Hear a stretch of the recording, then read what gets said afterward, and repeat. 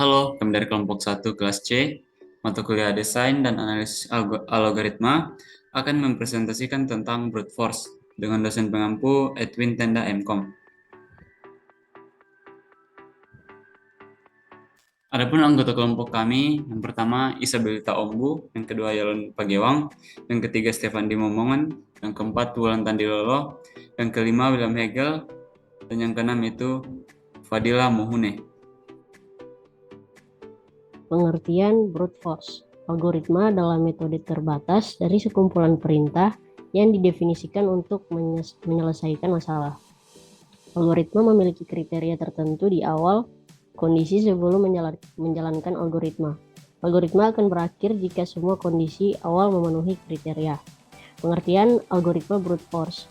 Sebuah pendekatan langsung atau straightforward untuk memecahkan suatu masalah biasanya didasarkan pada pernyataan masalah atau problem statement dan definisi konsep yang dilibatkan.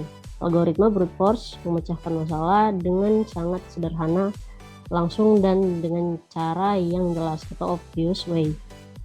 Cara kerja algoritma brute force. Yang pertama, enumerasi atau list. Setiap solusi yang mungkin dengan cara yang sistematis. Kedua, evaluasi setiap kemungkinan solusi satu persatu dan simpan solusi terbaik yang ditemukan sampai sejauh ini atau the best solution found so far. Yang ketiga, bila pencarian solusi berakhir, umumkan solusi terbaik atau the winner. Kemudian selanjutnya yaitu skema umum algoritma brute force. Di sini terdapat contoh yaitu prosedur untuk mencari elemen terbesar dari suatu urutan integer. Contohnya di sini yaitu elemen terbesar di antara elemen A1, A2 sampai AN. Kemudian elemen terbesar itu akan disimpan dalam max. Kemudian kita input A1, A2 sampai AN-nya. Dan kita deklarasikan integer yaitu K.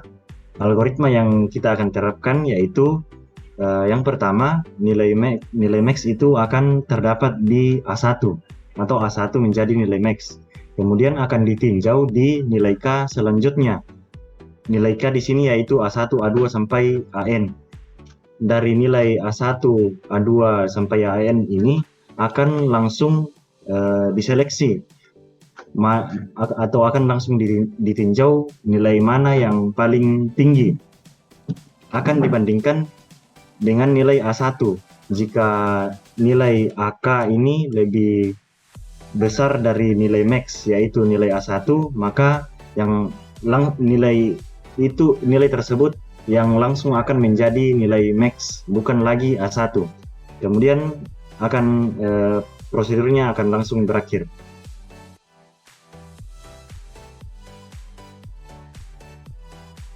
Kelebihan brute force. Pertama, metode brute force sederhana dan mudah dimengerti. Kedua, metode brute force menghasilkan algoritma baku atau standar untuk tugas-tugas komputasi seperti penjumlahan atau perkalian n buah bilangan, menentukan elemen minimum atau maksimum di dalam tabel atau list. Ketiga, metode brute force menghasilkan algoritma yang layak untuk beberapa masalah penting seperti pencarian, pengurutan, pencocokan string, dan perkalian matriks. Yang terakhir, metode brute force dapat digunakan untuk memecahkan hampir sebagian besar masalah atau wide applicability. Kekurangan brute force yang pertama, beberapa algoritma brute force lambat sehingga tidak dapat diterima. Yang kedua, tidak sekonstruktif atau sekreatif teknik pemecahan masalah lainnya. Yang terakhir, metode brute force jarang menghasilkan algoritma yang makus. Selanjutnya adalah penerapan algoritma. Yang pertama, evaluasi binom, pencocokan string. Yang ketiga, penyelesaian permainan sudoku. Yang keempat, penyelesaian word search puzzle. Yang kelima, penyelesaian crossword puzzle. Contoh cara kerja brute force. Yang pertama, menghitung AN. A lebih dari 0 dan N adalah bilangan bulat tak negatif. A sama dengan A dikali A dikali titik-titik dikali A sebanyak N kali. Jika n lebih dari 0 sama dengan 1, dan jika n sama dengan 0, maka kalikan 1 dengan A sebanyak n kali. Yang kedua, menghitung n faktorial. N adalah bilangan bulat tak negatif. N faktorial sama dengan 1 dikali 2 dikali 3 dikali titik-titik dikali n. Jika n sama dengan 0, jika n lebih dari 0 sama dengan 1, dan jika n sama dengan 0, maka kalikan n buah bilangan, yaitu 1, 2, 3, dan seterusnya.